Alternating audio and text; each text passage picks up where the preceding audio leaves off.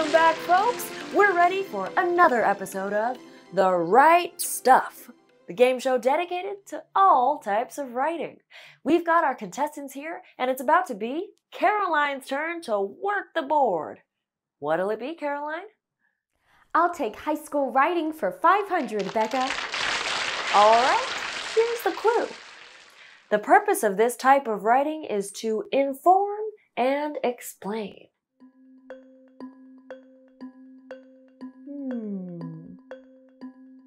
Oh!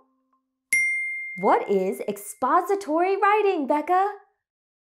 That's correct!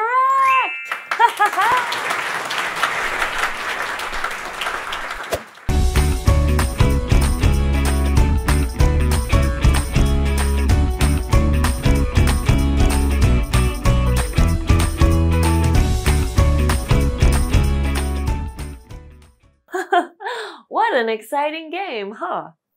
In this lesson, you are going to get ready to play in the big leagues by learning to name all 7 of the types of writing we'll cover in this course. We'll start off with some guided notes, then you'll brainstorm examples for each type of writing, and finally, you'll rank how comfortable you are with each type. Make sure you have your PDF printed and ready to go. Let's start with our guided notes. There are 7 kinds of writing we are going to be learning about in this unit. Each lesson will focus on a specific type of writing, provide an example of that kind of writing, and support you in writing for that genre. In your PDF, you'll see a table with a list of the writing types. We call them genres. The center column is labeled Definition. That's where you'll be writing your notes from this video. The first type of writing we'll learn about is called expository writing. What? Let's make some sense of this word. Expo, expose, expose? Yep, expository writing explains and provides information about a topic, like how lobsters became a food of the upper crust, or how a TV show impacted a generation of teenagers. Expository writing exposes new ways of understanding our world. Now, I bet you're already thinking you know what analytical writing is about. Analytical writing is analytical, I bet you're thinking to yourself. And guess what? You're right. Analysis looks deeply at a text, whether that text is a book, movie, song lyric, or highway ad, and adds your own interpretation and thinking about how that text is significant, using evidence, of course. Persuasive writing. Wonder what that could be. Ah, yes! Writing intended to persuade. Persuasive writing convinces a reader to adopt a way of thinking or to take an action. Like if you wrote a persuasive letter to your town Parks and Rec department to try to get them to update the basketball courts at your local park. Technical writing. You might not have heard this term before, but if I give you a few examples, I bet you'll get it right away.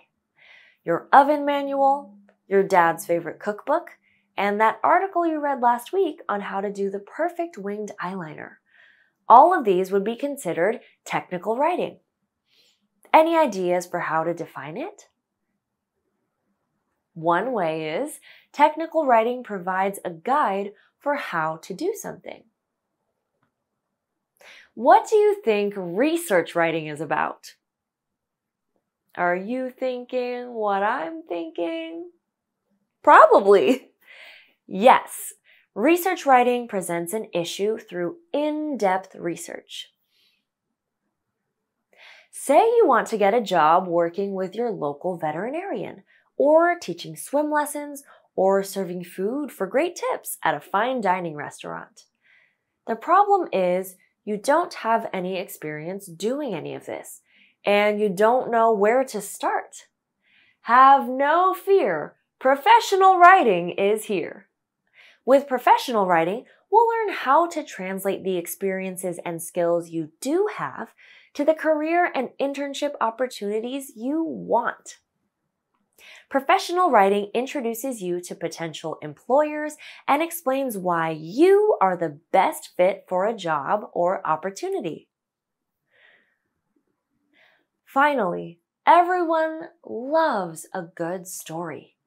Stories are how we make sense of the world, whether it's a story about conquering adversaries or about conquering the adversaries within. Whoa, that got deep. Narrative writing will teach us how to tell great stories, whether they are real or imaginary, to move, excite, and entertain our readers. Take a minute to brainstorm. What kinds of writing are you already familiar with? See if you can think of writing you might already know or even have done that would fit each of the 7 genres. For example, in middle school, I wrote a report about sea urchins. I had to do some research from several sources to get the information before I put it together for my readers. So I would write Sea Urchin Project in the example column under Research. Pause here and take a moment to write down what you can. No worries if you can't think of anything yet. We're here to learn.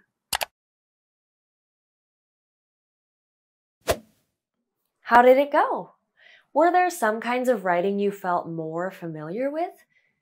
Even if you don't realize it yet, you probably have some knowledge and experience of at least a few of the genres. Ever begged your parents for a puppy? You were probably using some elements of persuasive writing, or argued with a friend about what a character in your favorite TV show was really saying during that dramatic scene. You were probably using some elements of analytical writing to interpret what you saw and heard.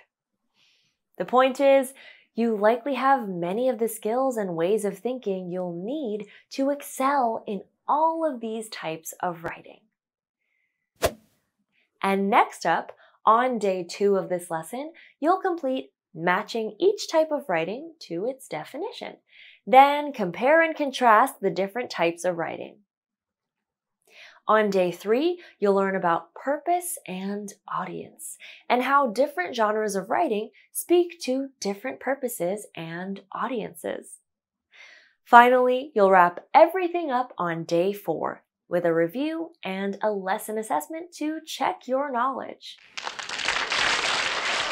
You got it! For 500 points, this lesson will help you understand tons of different writing genres, which will prepare you for any writing you might face in the world.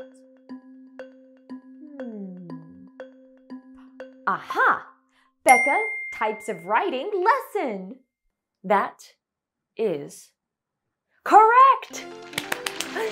Thanks everyone for playing, and thanks to our wonderful audience. To finish out today, complete the ranking activity on your PDF. Whether you have experience actually writing in all of these genres or none of them, we're right here with you to support your learning. Right on!